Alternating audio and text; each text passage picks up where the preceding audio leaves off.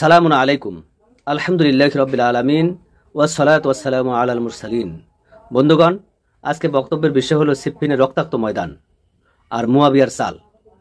অর্থাৎ আজকে আমি আলোচনা করব সিফফিনের সেই রক্তাক্ত যুদ্ধের কথা। এই বিষয়টি আমরা আলোচনা করব ইনশাআল্লাহ। যারা আমার পেজে নতুন বা আমার নতুন ভিডিও দেখছেন, ফেসবুকে আমাকে ফলো করুন। আর ফেসবুকের কমেন্টের প্রথম কমেন্টে ইউটিউবের লিঙ্ক পাবেন। ভিডিওটি ইউটিউবে দেখার জন্য ইউটিউবের লিঙ্ক অনুসরণ করুন। ভিডিওটি বেশি বেশি শেয়ার করে ছড়িয়ে দিন। যে বন্ধুগণ, আজ আমরা এমন একটা অধ্যায় প্রবেশ করতেছি যা ইসলামের ইতিহাসের বুকে রক্তের দাগ এঁকে দিয়েছে।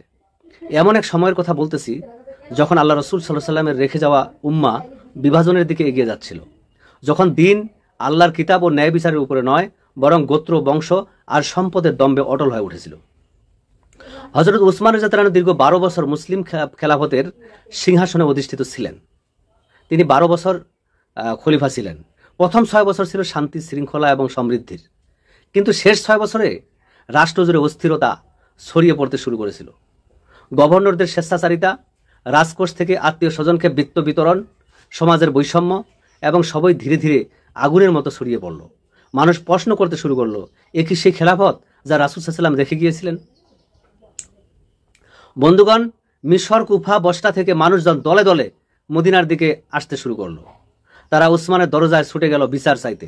বারবার অভিযোগ উঠতে লাগলো যে আমাদের উপর নিযুক্ত গভর্নররা, যে সমস্ত গভর্নরদেরকে আমাদের উপর নিযুক্ত করেছেন, তারা অবিচার করতেছে, তারা স্বেচ্ছাচারিতা করতেছে। বারবার এরকম অভিযোগ উঠতে লাগলো যে বিত্তশালী উমাইয়ারা কুরাইশের সাধারণ লোকদের পিছনে ফেলছে। অথচ প্রিয় নবী সাল্লাল্লাহু আলাইহি সাল্লাম তো কখনো বংশের প্রাধান্য শিক্ষা দেননি। এই কথা কেউ বলতো উচ্চকণ্ঠে, কেউ বলতো গোপনে। আর এদিকে শামে তখন এক ভিন্ন অবস্থা। মুয়াবিয়া শামকে প্রায় স্বতন্ত্র রাষ্ট্রের মতো গড়ে তুলেছেন। বিশাল সেনাবাহিনী, শক্তিশালী অর্থনীতি এবং এক প্রকার একটা নিরঙ্কুশ শাসন কায়েম করছেন তিনি। শামের লোক মুয়াবিয়ার উপরে অভ্যস্ত হয়ে গিয়েছিল।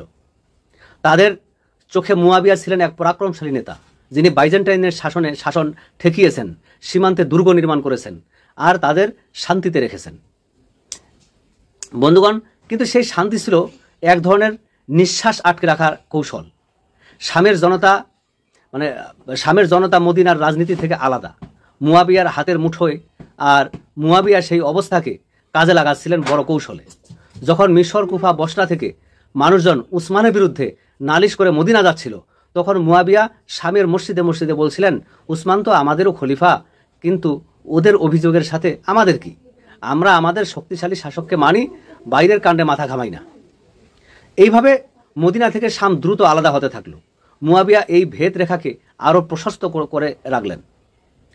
ইতিহাসবিদ তাবারি, ইবনে কাসির এবং বালাজুরির বর্ণনা এসেছে, মুয়াবিয়া শুরু থেকেই শামের প্রশাসনকে উমাইয়া কেন্দ্রিক করলেন।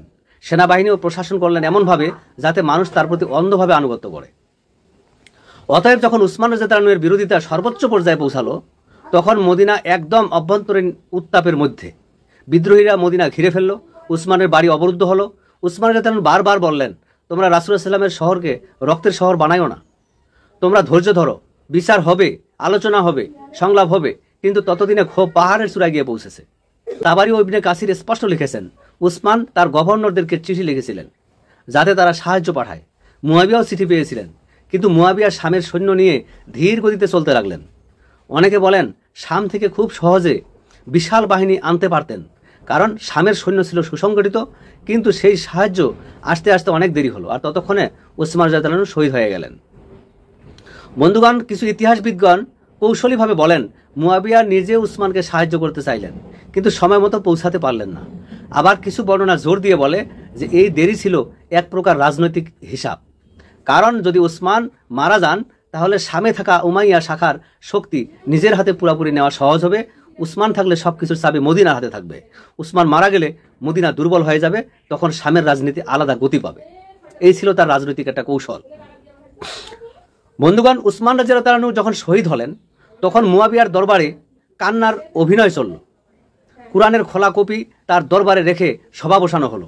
মিম্বরে উঠে গভর্নররা বলল, দেখো এই রক্ত মাখা কুরআন, উসমানের হাতের কুরআন, এই রক্তের প্রতিশোধ না নিয়ে আমাদের ঈমান পূর্ণ থাকবে না।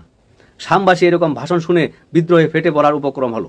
অথচ উসমানের জীবিতকালেই মুয়াবিয়া তার হত্যার বিচার বা মদিনার বিদ্রোহ থামাতে তেমন কার্যকর কিছু করেনি। এখন হত্যা হওয়ার পরে জাতিকে শামের লোকদেরকে বিদ্রোহী করে তুলতেছে। বন্ধুগণ, এরপর মুয়াবিয়া একে একে শামের বড় বড় উলামা, কারি, কবি এবং বীরদের ডেকে আনলেন। বললেন, আমরা কিসাস চাই। উসমানের রক্ত আমাদের কাছে ঋণ রেখে গেছে, এই ঋণ শোধ না করলে আমরা ধ্বংস হব। এইভাবে শামের জনতার মনকে এক রক্ত পিপাসু প্রতিশোধের স্পৃহায় ভরিয়ে তোলেন। তারা বুঝতেও পারল না মুয়াবিয়া এর মধ্য দিয়ে শামকে তার ব্যক্তিগত শক্তির জন্য প্রস্তুত করছেন। এ এক মধুর প্রতিশোধের জ্বালাময় খেলা, যার মাধ্যমে উসমানের হত্যার বিচার একটি বড় রাজনৈতিক হাতিয়ার হয়ে উঠল। বন্ধুগণ, অন্যদিকে মদিনায় তখন চরম বিশৃঙ্খলা। বিদ্রোহীরা ছত্রভঙ্গ হয়ে গেলেও শহর ধ্বংসপ্রায়। আলী রাদিয়াল্লাহু আনহু শুরুতেই খেলাফতের জন্য আগ্রহ দেখাননি। তিনি বারবার বললেন যে তোমরা অন্য কাউকে খলিফা করো, কিন্তু মদিনার সাধারণ সাহাবা ও মুমিনরা আলীকে বলল, এই মুহূর্তে তোমার চেয়ে যোগ্য আর কেউ নাই। অমায়িক চেহারার খলিফা উসমান মারা গেছেন, এখন চাই দৃঢ় ও সৎ নেতা যে ন্যায়ের শাসন ফিরিয়ে আনবে। অবশেষে আলী রাদিয়াল্লাহু আনহু খেলাফতের দায়িত্ব নিলেন। তার হাতে বায়াত দিল মদিনা, তারপর কুফা, বসরা এবং মিশরের নেতারা। শীঘ্রই আলী মদিনা ছেড়ে কুফাকে নিজের রাজধানী করলেন, কারণ মদিনা তখন চরম দুর্বল ও সেনাশক্তি থেকে বঞ্চিত। কুফায় ছিল বিশাল বাহিনী, তার মাধ্যমে রাষ্ট্র আবার গোছানো সম্ভব। বন্ধুগণ, আর এদিকে মুয়াবিয়া শামে সেই কোরআনের রক্তমাখা পৃষ্ঠা হাতে মিছিল করা শুরু করলেন। প্রতি মসজিদে, প্রতি বাজারে সেই কোরআন দেখিয়ে কাঁদিয়ে বললেন, দেখো উসমান, এটা উসমানের কোরআন, যে কোরআন তোমাদের হাতে সে তো উসমানের হাতে এভাবে রক্তাক্ত হলো। তার হত্যাকারীরা আজও কুফায় ঘুরছে, কি করে আমরা বায়াত দেব? আলীর খেলাফতি সে মেনে নিল না, তার বিরুদ্ধে বিদ্রোহী করতেছে জনগণকে। বন্ধুগণ, তিনি শামের মানুষকে ধীরে ধীরে প্রস্তুত করলেন যুদ্ধের জন্য। বললেন, আমরা তো খেলাফতের বিরোধী নই, আমরা তো আল্লাহর শাসন চাই, কিন্তু উসমানের হত্যার প্রতিশোধ ছাড়া কিভাবে এই উম্মার কলঙ্ক দূর হবে? এইভাবে মুয়াবিয়া রাজনৈতিক দাবিকে ধর্মীয় আঘাতের রূপ দিলেন। জনতা বুঝতে পারল না শোক আর ক্রোধের আড়ালে আছে শামের এক গভীর ক্ষমতা প্রবাহের খেলা। বন্ধুগণ, মদিনা, কুফা, বসরা, মিশর সব জায়গায় আবার খেলাফতের শৃঙ্খলা আসতে শুরু করলো আলীর হাত ধরে। মুনাফিক ও বিদ্রোহীরা পালিয়ে গেল। বিচার কার্যক্রম শুরু হবার কথা হচ্ছিল, কিন্তু মুয়াবিয়া বারবার দূত পাঠিয়ে বললেন, প্রথমে উসমানের হত্যাকারীদের আমাদের হাতে দাও, আমরা কিসাস চাই, তারপর খেলাফতের বায়াত দিব। বন্ধুগণ, আলী রাদিয়াল্লাহু আনহু স্পষ্ট বললেন, রাষ্ট্রের স্থিতি ফিরুক, তারপর শাস্তি হবে। আমি তোমাদের সাহায্য নিয়েই বিচারের কাজ করব। কিন্তু এই মুহূর্তে যারা হত্যায় জড়িত ছিল তারা অনেকেই পালিয়ে গেছে, অনেকেই ছদ্মবেশে রয়েছে। এখন যদি হঠাৎ হত্যা করা শুরু করি, উম্মা আরো ভেঙে যাবে। বন্ধুগণ, কিন্তু মুয়াবিয়া এই যুক্তি মানলেন না। তার চাই কেবল উসমানের হত্যার বিচার নামক দাবির বর্ম, যার আড়ালে শামের রাজনীতি শক্তভাবে নিজের মুঠিতে রাখা যাবে। খেলাফতের হাতে পুরো ক্ষমতা গেল, শাম আর এত সহজে আলাদা থাকবে না। তাই বিচারের দাবিকে তিনি এমন এক শর্ত বানালেন, যা মানলে যুদ্ধ, না মানলেও যুদ্ধ। বন্ধুগণ, এইভাবে ধীরে ধীরে মুসলিম উম্মা দুই ভাগে বিভক্ত হতে লাগলো। মদিনা, কুফা, বসরার মানুষ খেলাফতের পক্ষে, শামের মানুষ প্রতিশোধের পক্ষে। দুই দিক থেকেই সৈন্য সেনা গঠনের প্রস্তুতি চলতে লাগলো। মুয়াবিয়া শামের ময়দানে সেনাবাহিনী সাজাতে লাগলেন।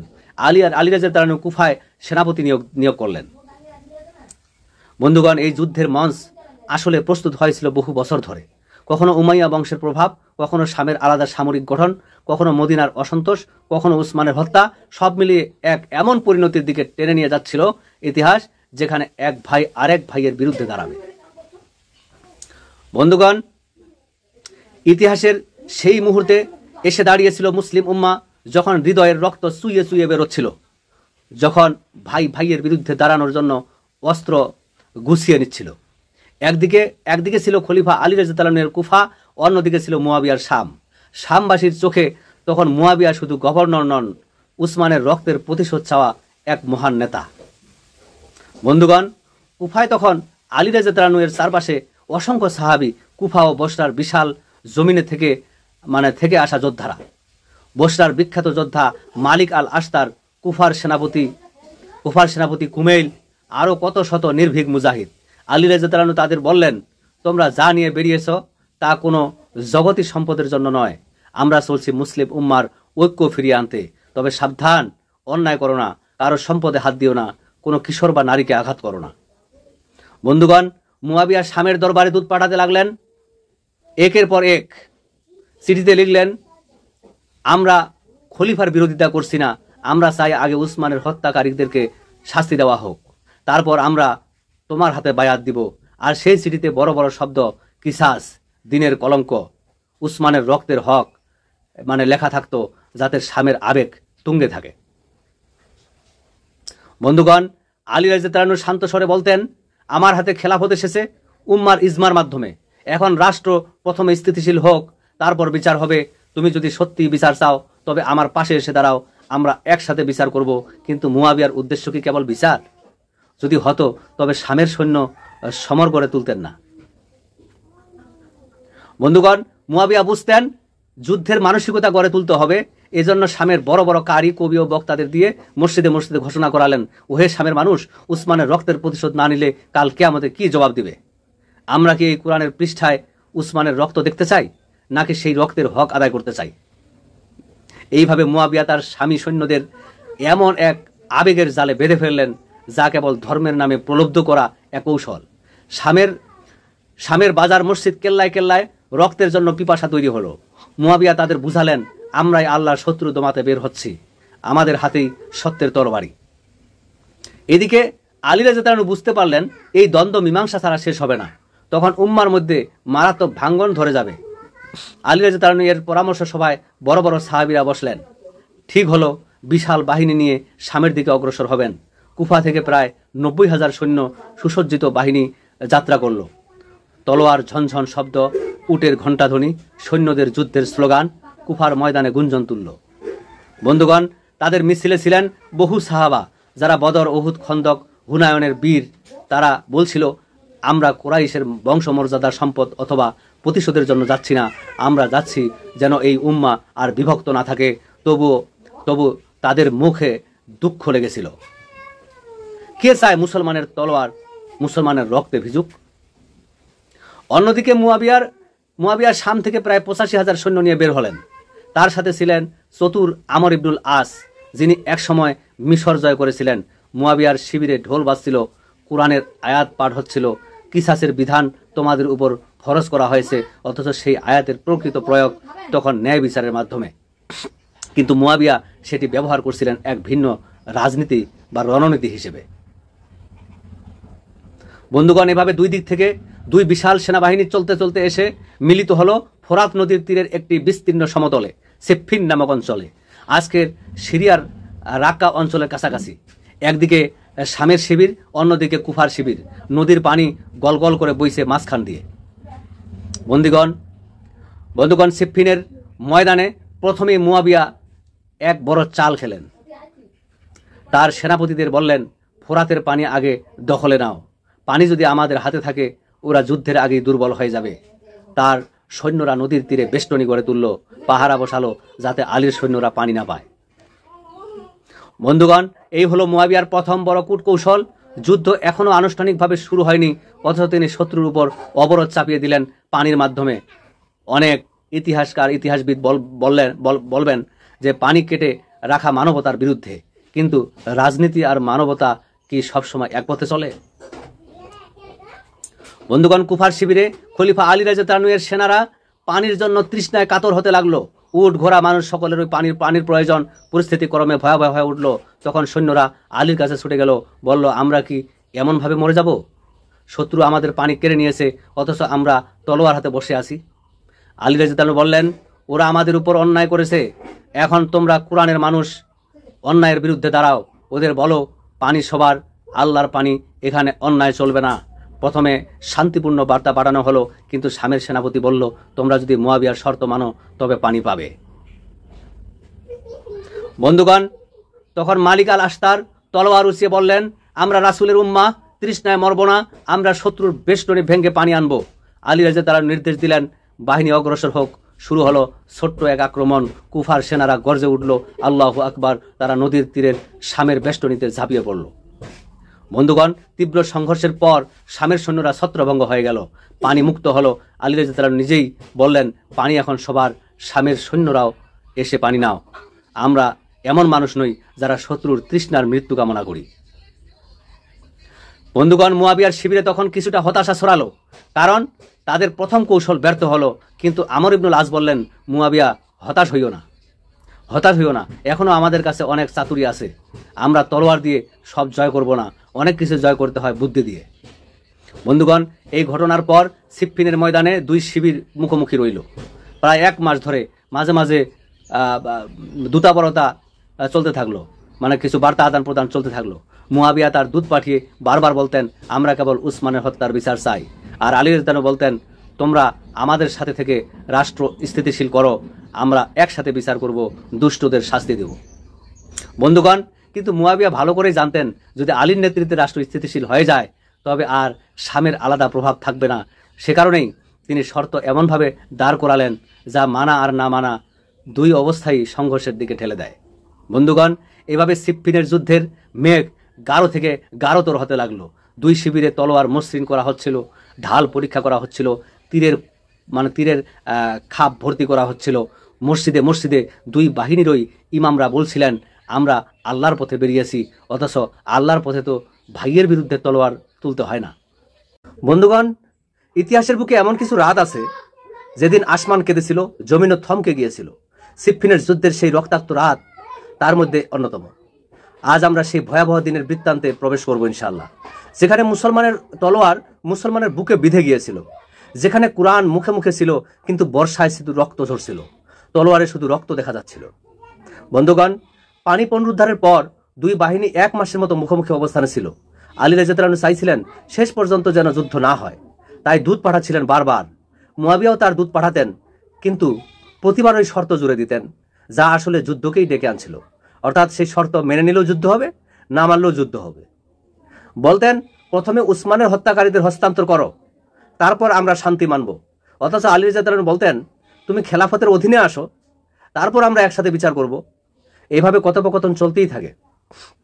কিন্তু মুয়াবিয়ার মনে তো আরেক ধরনের খেলা। সে প্রথমত সে মুসলিম খলিফার বিরুদ্ধে মুসলিম খলিফার বিরুদ্ধে সে বিদ্রোহ ঘোষণা করলো। অপরদিকে সে মুসলমানদেরকে 2 দলে পৃথক করে ফেলল। বন্ধুগণ, মুয়াবিয়া এই দীর্ঘ সময়ের মধ্যে সিফফিনের তীরে একের পর এক গোপন সভা করছিলেন। তার সাথে বসতেন আমর ইবনুল আস, ওয়ালিদ ইবনে উকবা, ইবনে সুরাহাবিল প্রমুখ চালাক এবং ঘনিষ্ঠ ব্যক্তিরা। তারা কাগজ কলমে যুদ্ধের কৌশল এঁকেছিলেন। মুয়াবিয়া বলেছিলেন, আমরা এ যুদ্ধ কেবল তলোয়ার দিয়ে নয়, আমরা মানুষের অন্তরে সন্দেহ ঢুকে দিয়ে জিতব। অন্যদিকে আলী রাদিয়াল্লাহু আনহু তার সেনাদলে সাহস ও ধৈর্য বজায় রাখছিলেন। তার সেনানায়ক মালিক আল আশতার, কুমেল, হাসিম ইবনে উতবা এবং তা প্রায় প্রতিদিনই সৈন্যদের নিয়ে কোরআন পাঠ করতেন এবং বলতেন, আমরা অন্যায়ের বিরুদ্ধে যাচ্ছি, আমাদের লক্ষ্য সম্পদ নয়, খ্যাতি নয়, বরং আমাদের লক্ষ্য হইল উম্মার ঐক্য। কিন্তু কত মানুষ হয়তো রাজনীতি বোঝে না। তারা দেখছিল কেবল 2 মুসলিম বাহিনীর মুখোমুখি দাঁড়ানো, এটাই দেখছিল। কিন্তু এখানে যে রাজনীতির খেলা চলছে সেটা কিন্তু বুঝতো না। শেষ পর্যন্ত যুদ্ধের প্রথম ছোট সংঘর্ষ শুরু হয়। শামের বাহিনী থেকে এক সেনাপতি অগ্রসর হয়ে মোকাবেলা চাইল। কুফার শিবির থেকে বাহার ইবনে কাব এগিয়ে এলেন। তলোয়ার টক টক শব্দে বেজে উঠল, ঢাল ঢং করে বেজে উঠল। কিছুক্ষণের মধ্যে শামের সেনাপতি নিহত। এইভাবেই প্রথম রক্ত পড়ল সিফফিনের মাটিতে। বন্ধুগণ, এ দৃশ্য 2 শিবিরের সৈন্যদের মধ্যে উত্তেজনা ছড়িয়ে দিল। কেউ বলল, এখন আর পিছু হটা নয়, এ যুদ্ধই এখন শেষ কথা। আর মুয়াবিয়া তার শিবিরে দাঁড়িয়ে বলতেন, দেখো, এরা আমাদের সঙ্গে শান্তি চায় না, এরা শুধু তলোয়ারের ভাষা ছাড়া আর কিছু বোঝে না। এরপর শুরু হলো পূর্ণ যুদ্ধ। দিনের পর দিন তলোয়ার, বর্ষা, তীরের ঝড় চলতে থাকলো। সকাল হলে 2 শিবির থেকে দল বের হতো, যুদ্ধ করত, বিকেলে থামতো। রাতে উভয় শিবিরে আহতদের আহাজারি শোনা যেত। শিবিরে শিবিরে কান্নার ঝড় বয়ে যেত। আহাজারির শব্দ ভেসে আসতো, রক্তের গন্ধ বাতাসে মিশে যেত। মালিক আল আশতার ছিলেন আলী রাদিয়াল্লাহু আনহুর প্রধান আক্রমণকারী বাহিনীর নেতা। তার তলোয়ারের গর্জন শামের শিবিরে আতঙ্ক ছড়াতো। মুয়াবিয়ার অনেক অভিজ্ঞ সেনাপতি একের পর এক তার হাতে নিহত হয়। শামের সৈন্যদের মন ভেঙে পড়তো মালিকের নাম শুনলে। মুয়াবিয়া তখন আমর ইবনুল আসকে ডেকে বললেন, কিছু একটা করতে হবে, মালিক বেঁচে থাকলে আমাদের সৈন্যরা ভয় পেয়ে যাবে, অতএব কিছু একটা করতে হবে। বন্ধুগণ, তখন আমর ইবনুল আস বললেন, আমরা মালিককে সরাসরি মারতে পারবো না, কিন্তু মিথ্যা গুজব ছড়িয়ে ওর সেনাদের বিভ্রান্ত করতে পারবো। রাতের অন্ধকারে তাদের লোকেরা কুফার শিবিরের আশেপাশে গিয়ে বলতো, মুয়াবিয়া আমাদের শান্তি প্রস্তাব দিতে চেয়েছিল, কিন্তু মালিক নাকি তা নষ্ট করেছে। মালিক যুদ্ধ চায়, কারণ সে লুট চায়। বন্ধুগণ, কিছু কাঁচা মনের লোক তাতে বিভ্রান্ত হতো। তখন মালিক তাদের সামনে দাঁড়িয়ে বলতেন, আল্লাহর কসম, আমি লুটের জন্য তলোয়ার চালাই না, আমি লুটের জন্য তরবারি চালাই না, আমি কোনো সম্পদের জন্য তরবারি চালাই না। যদি লুটি চাইতাম, যদি সম্পত্তি চাইতাম, তাহলে আজ শামের সব শস্য আমার হতো। আমি কেবল সত্যকে বিজয়ী করতে চাই। বন্ধুগণ, এইভাবে শত্রুর প্রোপাগান্ডা ব্যর্থ হতো। তবে মুয়াবিয়া থেমে যাননি। তিনি বুঝতেন, যুদ্ধ কেবল ঢাল তলোয়ার নয়, মানুষের মনে সন্দেহ ঢুকিয়েও যুদ্ধে জেতা যায়। অবশেষে এলো সেই ভয়াবহ রাত, যেটি ইতিহাসে লাইলাতুল হারিরা, রক্ত রাত নামে পরিচিত। ওই রাতে দুই বাহিনী ঠিক করেছিল রাতভর যুদ্ধ চলবে। এমন এক নির্দেশ কেউ আগে দেয়নি। যুদ্ধ মানেই দিনের আলোতে হয়, কিন্তু শামের সেনাপতিদের মিথ্যা গুজবে বলা হলো তারা রাতেই আমাদের শিবির আক্রমণ করবে, সুতরাং আমরা আগে আঘাত করি। কুফার শিবিরেও একই মিথ্যা ঢুকিয়ে বলা হলো, স্বামীরা রাতেই তোমাদেরকে কেটে ফেলবে। বন্ধুগণ, ফলে দুই বাহিনী মধ্যরাতে লণ্ঠন এবং আগুন জেলে তলোয়ার হাতে ছুটল একে অপরের দিকে। চারদিক থেকে আল্লাহু আকবার ধ্বনি উঠছিল। কোরআনের আয়াত মুখে মুখে ছিল, কিন্তু বর্ষা আর ঢালের সংঘর্ষে সেই আয়াতের সমুদ্রতা চাপা পড়ে যাচ্ছিল। বন্ধুগণ, রাতের অন্ধকারে কোনো চেনা নেই। কেউ কারো ভাই, চাচা, খালাতো ভাই পর্যন্ত চিনতে পারছিল না। ইতিহাসে আছে, সেই রাতে ভাই ভাইকে মেরেছে না জেনে। তলোয়ার পড়ে গিয়েছে, পরে গিয়ে যখন বলছে, আমি তো তোমারই ভাই, তখনও দেরি হয়ে গিয়েছে। কত সহস্র মানুষ রাত শেষ হবার আগেই লাশ হয়ে পড়েছিল সিফফিনের বালিতে। কি মর্মান্তিক এক ঘটনা। বন্ধুগণ, মুয়াবিয়া তখনও তার শিবিরে বসেছিলেন, দূর থেকে যুদ্ধের ধ্বনি শুনছিলেন। আমর ইবনুল আজ বললেন, মুয়াবিয়া, এ রাত আমাদের জন্য যেমন বিপদ তেমনি সুযোগও। যদি বেশি সৈন্য হারাই তবে যুদ্ধ হেরে যাব, কিন্তু যদি সকালে আলীর সেনাদের মধ্যে ভয় ঢুকিয়ে দিতে পারি তবে আমরা জিতব। মুয়াবিয়া মাথা নাড়লেন, হ্যাঁ, এটা করতে পারলে অনেক ভালো হবে। বন্ধুগণ, অন্যদিকে আলী রাদিয়াল্লাহু তখন তার তাঁবুতে আহতদের সেবা করছিলেন। তার তলোয়ারেও সেই রাতে শত্রুর রক্ত লেগেছিল। কুফার সেনারা তাকে ঘিরে বলেছিল, আমিরুল মুমিনিন, আর কতক্ষণ? কিয়ামত নেমে এসেছে মনে হচ্ছে। আলী রাদিয়াল্লাহু বললেন, সবর করো, এই ফিতনা অচিরেই ভেঙে যাবে। বন্ধুগণ, সকাল হলো, সূর্য উঠল রক্তমাখা ময়দানের উপরে। সব জায়গায় লাশ, ভেঙে যাওয়া তলোয়ার, কাটা উট, গলে যাওয়া বর্ম। মুসলমানের মাটিতে এমন লজ্জা এর আগে দেখা যায়নি। ইতিহাসবিদ ইবনে কাসির লিখেছেন, সেদিন প্রায় 25,000 মুসলমানের লাশ পড়েছিল সিফফিনের ময়দানে, উভয় পক্ষ মিলিয়ে। বন্ধুগণ, কিন্তু মুয়াবিয়ার জন্য এই রাত ছিল কৌশলের নতুন মঞ্চ। তিনি বুঝলেন, সরাসরি যুদ্ধ চালিয়ে গেলে পরাজয় হবে। তার সৈন্যদের মন ভেঙে গিয়েছিল মালিক আর আস্তারের তলোয়ার দেখে। তাই রাতের পর সকালে গোপন সভায় বসলেন। সেখানে বললেন, আমরা এখন এমন কিছু করব যাতে ওদের সৈন্যদের মধ্যেই দ্বিধা ছড়ায়। আমর ইবনুল আজ হেসে বললেন, তাহলে অপেক্ষা করো, আমি শীঘ্রই এমন এক প্রস্তাব আনবো যা যুদ্ধ নয়, কোরআনের নামেই ওদের সৈন্যদের বিভ্রান্ত করব।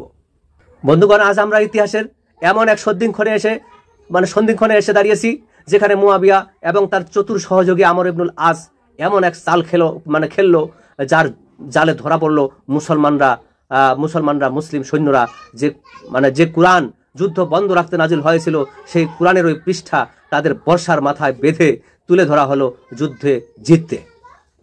বন্ধুগণ, মালিক আল আস্তারের তলোয়ার যখন শামের শিবিরের গভীরে ঢুকে যাচ্ছিল, মুয়াবিয়ার প্রধান সেনাপতিরা ছত্রভঙ্গ হচ্ছিল, শামের সৈন্যদের মন ভেঙে পড়ছিল, তখন মুয়াবিয়া নিজের তাঁবুতে গিয়ে হিমশীত কণ্ঠে বললেন, আমরা যদি এভাবে চলি, কাল সকালেই আলী আমাদের ধূলিসাৎ করে ফেলবে। আমর ইবনুল আজ বললেন, আমার কাছে এক উপায় আছে, কিন্তু তা যুদ্ধের নয়, বরং ধর্মের আড়ালে, আবেগ নিয়ে একটা খেলা। বন্ধুগণ, মুয়াবিয়া আগ্রহ নিয়ে বললেন, তুমি বলো। আমর বললেন, আমরা কোরআনের পৃষ্ঠা বর্ষার মাথায় বেঁধে বলবো, আমরা কোরআনের বিধান চাই, যুদ্ধ নয়। কোরআনের নামে যুদ্ধ থামাতে আলীর সৈন্যদের মনের ভেতরেই দ্বিধা ঢুকিয়ে দেব। তখন তাদের অনেকে বলবে, আমরা কোরআনের বিরুদ্ধে যাব না। বন্ধুগণ, মুয়াবিয়ার মুখে তৃপ্তির হাসি ফুটে উঠল। বললেন, তাহলে শুরু করো। আমাদের এই যুদ্ধ আর তলোয়ার দিয়ে জেতার দরকার নেই, বরং এই সরল মুসলমানদের ধর্মীয় আবেগে ভাসিয়ে আমরা জিতব। শামের শিবিরে তৎক্ষণাৎ এক দৃশ্য ফুটে উঠল। শত শত বর্ষা আনা হলো, তাদের মাথায় কোরআনের পৃষ্ঠা কেটে বেঁধে দেওয়া হলো। শামের সৈন্যরা সেগুলো নিয়ে জয়ধ্বনি তুলল, হাজা কিতাবুল্লাহ বাইনানা ওয়া বাইনাকুম, অর্থাৎ এ হচ্ছে আল্লাহর কিতাব যা আমাদের ও তোমাদের মাঝে ফয়সালা করবে। এইভাবে তারা চিল্লাতে শুরু করলো। তারা চিৎকার করে বলতে লাগলো, আমরা কোরআনের রায় চাই, আমরা মুসলমানের রক্ত চাই না। এই দৃশ্য এতই তীব্র ছিল যে সিফিনের তীরে দুলুনির মতো কেঁপে উঠলো আলী রাদিয়াল্লাহু তাআলার শিবিরের প্রান্তগুলো। বন্ধুগণ, মালিক তখন শামের শিবির প্রায় দখল করে ফেলেছিলেন। শামের শিবির প্রায় দখল। তার হাতে মুয়াবিয়ার প্রধান গঠন ইতিমধ্যে চূর্ণ হতে বসেছিল। তিনি ছুটে এলেন আলীর কাছে খবর দিতে, আমিরুল মুমিনিন, আর 1 ঘন্টার মধ্যেই আমি তাদের তাঁবুতে ঢুকে মুয়াবিয়ার পতাকা মাটিতে ফেলবো, আপনি অনুমতি দিন, শেষ আঘাত দেই। বন্ধুগণ, কিন্তু ঠিক তখনই কুফার শিবিরে ভিন্ন সুর শোনা যেতে লাগলো। কিছু সরল মনা ধর্মভীরু কোরআন পাঠক বলছিল, দেখো ওরা কোরআন তুলেছে, আমরা কি কোরআনের বিরুদ্ধে যুদ্ধে যাব? আমরা কি নাফরমান হব আল্লাহর কিতাবের? বন্ধুগণ, তারা দলে দলে আলী রাদিয়াল্লাহু তাআলার তাঁবুর কাছে আসতে শুরু করলো। বলল, আমিরুল মুমিনিন, ওরা কোরআনের রায় চাইছে, আপনি যুদ্ধ বন্ধ করুন, আমরা কোরআনের শত্রু হতে চাই না। আলী রাদিয়াল্লাহু তাআলা বললেন, আমি তোমাদের সে ভালো জানি কোরআন কি। ওরা যে কোরআন বর্ষার মাথায় বেঁধেছে তা কেবল কাগজ, তার পেছনে নেই কোরআনের আইন, ওরা ছলনা করছে। অতএব আলী রাদিয়াল্লাহু তাআলার সেনাদের একটি বড় অংশই তার উপর চাপ সৃষ্টি করলো। বলল, আমরা আর যুদ্ধ চালাতে দেব না, আমাদের প্রাণে কোরআনের ভয় ঢুকেছে। অবশেষে আলী রাদিয়াল্লাহু তাআলা কাঁদতে কাঁদতে বললেন, তোমরা যদি আমাকে বাধ্য করো তবে আমি যুদ্ধ থামাবই, তাহলে যুদ্ধ আমি থামিয়ে দেই, তবে মনে রেখো শীঘ্রই তোমরা এই সিদ্ধান্তের জন্য আফসোস করবে। মালিক যখন ফিরে আসলেন তখন এই অবস্থার কথা শুনে বিস্মিত হলেন। বললেন, মুয়াবিয়া ধরা পড়বে, এখন কেন আমরা থামবো? আলী রাদিয়াল্লাহু তাআলা দুঃখে মাথা নত করে বললেন, মালিক, আমার সেনারাই আমাকে অনুমতি দিচ্ছে না। বন্ধুগণ, মালিক তলোয়ার মাটিতে ঠুকে বললেন, এ কি ভয়ঙ্কর দিন, আমরা দুশমন প্রায় জয় করেছি আর আমাদের নিজেদের লোক আমাদের পায়ে শিকল পরাচ্ছে। এইভাবে মুয়াবিয়ার সেই কোরআনের নাটক তাদেরকে পুরোপুরি সফলতা এনে দিল। এখন শুরু হলো হাকামত, মধ্যস্থ রায় প্রক্রিয়ার নাটক। দুপক্ষ সিদ্ধান্ত নিল, একজন করে প্রতিনিধি থাকবে যারা কোরআনের আলোকে ঠিক করবে কে ন্যায়ের পক্ষে, কে অন্যায়ের পক্ষে। আলী রাদিয়াল্লাহু তাআলা প্রথমে চাইলেন মালিক হোক তার প্রতিনিধি, কিন্তু ওই সরল মনা কুফার সেনারা জোর করে বলল, না, মালিক তো খুব কড়া, আমরা চাই আবু মুসা আশআরি হোক। এই আবু মুসা এক সহজ সরল বুড়ো সাহাবী, রাজনীতির জ্ঞান প্রায়ই ছিল না। শামের পক্ষ থেকে এলো আমর ইবনুল আস, চতুরতার শেষ পর্যায়ের লোক। বন্ধুগণ, কি বৈপরীত্য! শামের জন্য বাছাই হলো সর্বশ্রেষ্ঠ কূটনীতিক, আর কুফার জন্য বাছাই হলো সরল মনা এক বুড়ো, যিনি বহুবার আলী রাদিয়াল্লাহু তাআলার রাজনৈতিক পদক্ষেপের বিরোধিতা করেছিলেন। ইতিহাস জানে এটা ছিল মুয়াবিয়ার দ্বিতীয় জয়। তারপর দুই পক্ষের এই দুই প্রতিনিধি আলাদা খোলা প্রান্তরে বসলো। অনেক কথাবার্তার পর এক মঞ্চ স্থাপন করা হলো। সেখানে আমর ইবনুল আস বললেন, আমি ও আবু মুসা একসাথে ঘোষণা করব, আমরা উভয়েই স্বীকার করছি যে আলী ও মুয়াবিয়া দুজনকেই অপসারণ করতে হবে, তারপর নতুনভাবে খেলাফত নির্ধারণ হবে। বন্ধুগণ, আবু মুসা সরল মনে বললেন, ঠিক আছে, আমি ঘোষণা করছি, আমি আলীকে পদত্যাগের জন্য বলছি। তারপর মঞ্চ থেকে নামলেন। তখন আমর দাঁড়িয়ে বললেন, আমি আলীকে সরাচ্ছি, কিন্তু মুয়াবিয়াকে স্থির রাখছি, কারণ সে উসমানের উত্তরাধিকার। বন্ধুগণ, এ ছিল সেই হাকামত নাটকের পরিণতি। সরল প্রাণ সাহাবী আবু মুসা বুঝলেনই না যে আমর কিভাবে তাকে ফাঁদে ফেলল। আলী রাদিয়াল্লাহু তাআলার সৈন্যদের মধ্যে তখন চরম হতাশা, কেউ কাঁদছিল, কেউ মাটিতে মাথা ঠুকছিল। মালিক বললেন, আমি তো আগেই বলেছিলাম কোরআনের নামে ওরা ছলনা করবে, আজ তোমরা দেখলে। বন্ধুগণ, আলী রাদিয়াল্লাহু তাআলা শিবিরে দাঁড়িয়ে বললেন, ওরা আল্লাহর কিতাবকে হাতিয়ার বানিয়ে অন্যায় করলো, কিন্তু আমি কোরআনের বিরুদ্ধে তলোয়ার তুলতে পারিনি। আমার সৈন্যদের হৃদয় কোরআনের নামে ভেঙে ফেলা হলো। তোমরা মনে রেখো, আজকের এই হাকামত উম্মাকে দুই ভাগে ভাগ করে ফেলল। বন্ধুগণ, মুয়াবিয়ার শিবিরে তখন উল্লাস, তারা ঢোল বাজাচ্ছিল, আমরা কোরআনের ফয়সালায় জয়ী হয়েছি। অথচ বাস্তবে তা ছিল আমর ইবনুল আসের নিখুঁত রাজনৈতিক প্রতারণা। আল্লাহর কিতাবের নাম উচ্চারণ করে রাজনীতির বৃহত্তম জাল বিস্তার করা হলো। সিফিনের রক্তরাত আর হাকামতের নাটকীয় রায়ের পর ইতিহাস এক নতুন দিকে মোড় নিল। মুয়াবিয়া তার পরিকল্পনা ঠিকমতো বাস্তবায়ন করে ফেলেছিল। আলী রাদিয়াল্লাহু তাআলার সেনাদলে বিভ্রান্তি, হতাশা, ভাঙ্গন দেখা দিল। একতাবদ্ধ উম্মার সৈন্যরা এখন দুই ভাগে ভাগ হয়ে যাচ্ছিল।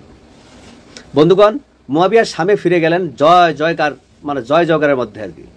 তিনি ঘোষণা করলেন, আমি এখন উসমানের প্রতিশোধের দায়িত্বে আছি। হাকামত প্রমাণ করেছে আলী আর মুসলিমদের একচ্ছত্র খলিফা নন, তাই শামবাসী এখনও আমার শাসনে থাকবে। তিনি শামের মসজিদে মসজিদে বক্তাদের দিয়ে বলালেন, আমরাই কোরআনের সত্যিকার রক্ষক, আমরাই উসমানের উত্তরাধিকার। এইভাবে মুয়াবিয়া তার রাজনৈতিক আসন মজবুত করে তুললেন। তখন থেকে খুতবায় তার নাম নেওয়া শুরু হলো। তিনি ধীরে ধীরে নিজেকে মুসলিম বিশ্বের একজন অবিসংবাদিত নেতা হিসেবে প্রতিষ্ঠা করতে থাকলেন। যদিও আনুষ্ঠানিকভাবে তখনও খেলাফতের মুকুট তার মাথায় ওঠেনি, কিন্তু নিজেকে প্রচার করা শুরু করে দিলেন। বন্ধুগণ, অন্যদিকে কুফার অবস্থা আরও জটিল হয়ে উঠল। সরল মুনা যারা হাকামতের পক্ষে দাঁড়িয়েছিল তাদের অনেকেই পরবর্তীতে আফসোস করতে লাগলো, বলল, আমরা কি করলাম? আমরা কেন আলীকে হাকামতের এই নাটকের জন্য রাজি করলাম? এদেরও একদল চরম হতাশায় পড়ে গিয়ে চরমপন্থায় রূপ নিল, চরমপন্থার রাস্তা ধরল। বলল, না, আলীও ঠিক করেনি, তিনি কেন হাকামত মেনে নিলেন? কেবল আল্লাহর ফয়সালা হবে, মানুষের নয়। এরা পরিণত হলো সেই খারিজি দলে।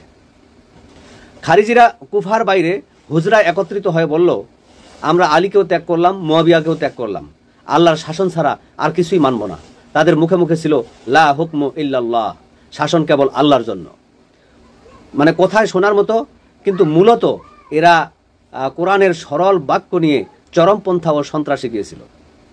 শুধু সুন্দরভাবে বলতেছে যে লা হুকমু ইল্লাল্লাহ, শাসন কেবল আল্লাহর জন্য, কিন্তু এরা যে চরমপন্থার রূপ নিল বা চরমপন্থা গিয়ে দাঁড়ায় গেল, সন্ত্রাসীতে চলে গেল, এদিকে কিন্তু তারা খেয়াল করলো না। আলী রাদিয়াল্লাহু আনহু প্রথমে তাদের শান্ত করতে চাইলেন, তবু তারা বিদ্রোহের অস্ত্র তুলে নিল। কুফার অদূরে নাহরাওয়ান নামক এক স্থানে আলী রাদিয়াল্লাহু আনহু তাদের বিরুদ্ধে বাধ্য হয়ে অভিযান চালালেন। দুঃখের বিষয়, মুসলিম ইতিহাসের আরেকবার ভাইয়ের রক্তপাত হলো। হাজার খানেক খারিজি সেখানে নিহত হলো। বন্ধুগণ, তাদের বীজ থেকে নতুন নতুন কুফর ও হিংসা জন্ম নিতে লাগলো। এরা বলল, আমরা আলী, মুয়াবিয়া, আমর কাউকেই মানব না, তিনজনই কুফরি করেছে, তিনজনই কাফের। এই ধারণা থেকে জন্ম নিল এমন এক উগ্র মানসিকতা, যা পরবর্তী শতাব্দীতে বহু মুসলিম রক্তে ভিজে গেছে মাটি। এই বিশৃঙ্খলার মধ্যে মুয়াবিয়া শামে বসে ধীরে ধীরে আলী রাদিয়াল্লাহু আনহুর বিরুদ্ধে প্রোপাগান্ডা বাড়িয়ে তুললেন। তার দূতরা মিশর, ইয়েমেন, হিজাজে গিয়ে বলল, দেখো, আলীর আমলে কি শান্তি আছে, বরং খারিজি বিদ্রোহ, লাশের পর লাশ, মুয়াবিয়ার শাসনেই শান্তি এনে দিতে পারে। বন্ধুগণ, মুয়াবিয়ার রাজনীতি এক চমকপ্রদ দিক ছিল সরাসরি তলোয়ার চালিয়ে নয়, বরং মানুষকে ধীরে ধীরে তার দিকে আকৃষ্ট করা। লোকেরা বলছিল, শামে তো উন্নতি, নিরাপত্তা, ব্যবসা বাণিজ্য চলছে, কুফায় শুধু যুদ্ধ আর বিদ্রোহ। এইভাবে মানুষ ধীরে ধীরে মনোভাব পরিবর্তন করতে লাগলো। ঠিক এই সময় এক খারিজি উগ্রপন্থী আব্দুর রহমান ইবনে মুসলিম আলী রাদিয়াল্লাহু আনহুর উপর গোপন পরিকল্পনা করল। তার হৃদয়ে খারিজি শিক্ষা ঢুকিয়ে দেওয়া হয়েছিল। এই তিনজন শাসকই আলী, মুয়াবিয়া, আমর মুসলিম উম্মার জন্য ফিতনা, তাদের হত্যা করতে পারলে উম্মার মুক্ত হবে। এই ছিল তাদের তিনজনের তাদের সন্ধি, তাদের উদ্দেশ্য। বন্ধুগণ, ইতিহাসের করুণ মুহূর্ত তখন এগিয়ে এলো। 40 হিজরির রমজানের উষ্ণ সকাল। আলী রাদিয়াল্লাহু আনহু কুফার মসজিদে ফজরের নামাজের ইমামতি করতে এলেন। তিনি মসজিদে চলে আসলেন ফজরের নামাজের সময়। তিনি সিজদায় গেলেন, আর ঠিক তখন ইবনে মুসলিম তার বিষ মাখানো তলোয়ার দিয়ে আঘাত করল। তলোয়ার তার মাথার মাঝখানে গিয়ে ফাটিয়ে দিল। বন্ধুগণ, মসজিদে কান্নার আওয়াজ ছড়িয়ে পড়ল। আমিরুল মুমিনিনকে হত্যা করা হলো। আলী রাদিয়াল্লাহু আনহু রক্তাক্ত অবস্থায় বললেন, ফুস্তু রাব্বিল কাবা, কাবার প্রভুর কসম, আমি সফল হয়ে গেলাম। এ কথার মধ্যে কি অদ্ভুত এক মিষ্টি ব্যথা, যেন আলী রাদিয়াল্লাহু আনহুর প্রিয় রাসূলের সঙ্গে চিরতর তার রাসূলের সঙ্গ চিরতরে পেয়ে গেলেন। বন্ধুগণ, 3 দিন পর আলী রাদিয়াল্লাহু আনহু দুনিয়ার বন্ধন ছাড়লেন। তার শাহাদাতের খবর কুফায় শোকের স্রোত নেমে এলো, কিন্তু শাম তখন প্রায় আনন্দে উজ্জ্বল। মুয়াবিয়ার দরবারে লোকজন বলল, এবার উম্মার ফিতনা শেষ, আপনি খেলাফত পাকাপোক্ত করতে থাকুন। বন্ধুগণ, এইভাবে মুয়াবিয়া কৌশলে খেলাফতের পুরো আসন দখল করলেন। তার সেনাপতি গিয়ে মিশর, হিজাজ এবং ইরাক পুনরায় দখল করে নিল। তখন আর কেউ শক্তভাবে দাঁড়াতে পারল না।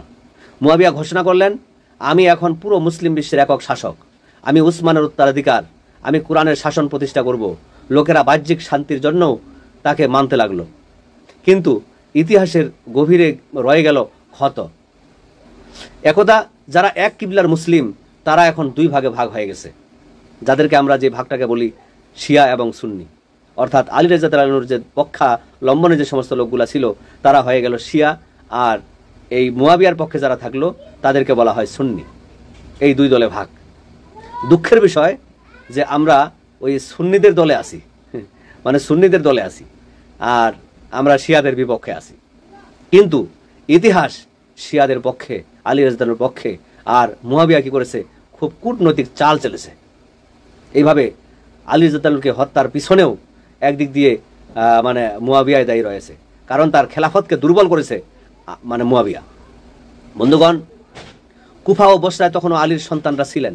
হাসান ইবনে আলী রাদিয়াল্লাহু তাআলা আনহু প্রাথমিকভাবে কিছু চেষ্টা করলেন মুয়াবিয়ার বিরুদ্ধে দাঁড়াতে, কিন্তু বহু কুফিয়ান তার সাথে বিশ্বাসঘাতকতা করলো। অবশেষে হাসান রাদিয়াল্লাহু তাআলা আনহু শান্তি চুক্তি করে বললেন, আমি মুসলিমের রক্ত আর চাই না।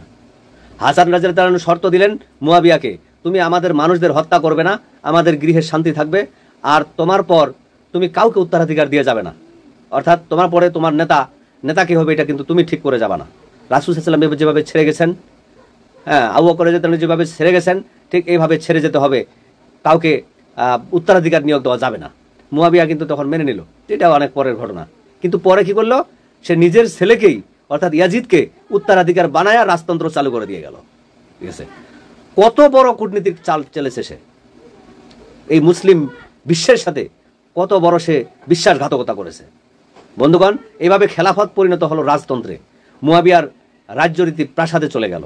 সোনার মুকুট, রাজসভার প্রথা, শাহী সৌর্য এবং একসময় রাসূল সাল্লাল্লাহু আলাইহি ওয়াসাল্লামের সরল জীবনের সম্পূর্ণ বিপরীত হতে থাকলো এই খলিফাদের জীবন। ইতিহাসের সবচেয়ে বড় ট্র্যাজেডি এই যে একদিন যারা একই কিবলার দিকে কাঁধে কাঁধ মিলিয়ে নামাজ পড়তো, তারা আজ পরস্পরের বিরুদ্ধে দাঁড়ালো। সিফফিনের যুদ্ধ, নাহরওয়ানের বিদ্রোহ, আলীর শাহাদাত, এগুলো কেবল যুদ্ধ নয়, বরং মুসলিম মানসিকতার চিরস্থায়ী ফাটলের একটা সূচনা।